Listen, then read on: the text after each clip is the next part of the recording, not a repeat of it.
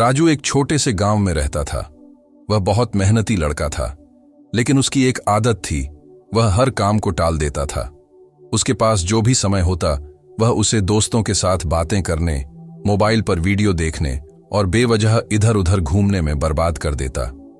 एक दिन उसके गांव में एक बड़े व्यापारी शेखर ने आकर भाषण दिया। उन्होंने कहा, समय पैसा नहीं बल्कि उससे भी ज्यादा कीमती है।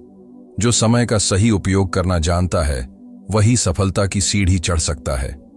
राजू ने यह बात सुनी, लेकिन इसे ज्यादा गंभीरता से नहीं लिया।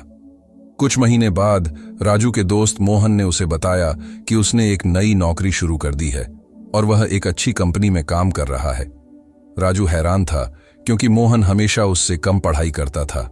उसने मोहन से पूछा, तुमने यह कैसे किया? मोहन ने मुस्कुराते हुए कहा, जब तुम समय बर्बाद कर रहे थे, मैं छोटी छोटी ऑनलाइन कोर्स कर रहा था। मैंने पढ़ाई को नियमित किया और अपने कौशल को बढ़ाया। अब मैं इस नौकरी के लायक बन पाया हूं। राजू को पहली बार एहसास हुआ कि वह कितना समय बेकार कर चुका है। वह सोचने लगा कि अगर उसने भी मोहन की तरह अपने समय का सही इस्तेमाल किया होता तो आज उसकी जिंदगी कुछ और होती। राजू ने उसी दिन से ठान लिया कि वह अब से हर मिनट का उपयोग करेगा। उसने अपने दिन का शेड्यूल बनाया, पढ़ाई और काम को प्राथमिकता दी और अपने समय को छोटे छोटे हिस्सों में बांटकर काम करने लगा।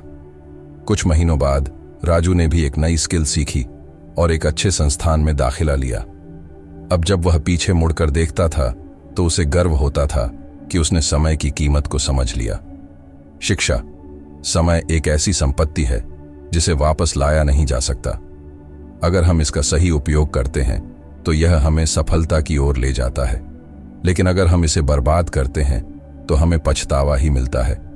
इसलिए हर दिन की शुरुआत यह सोचकर करें कि आपका समय कितना कीमती है और इसे बर्बाद करने के बजाय इसे अपने लक्ष्यों को पाने में लगाएं।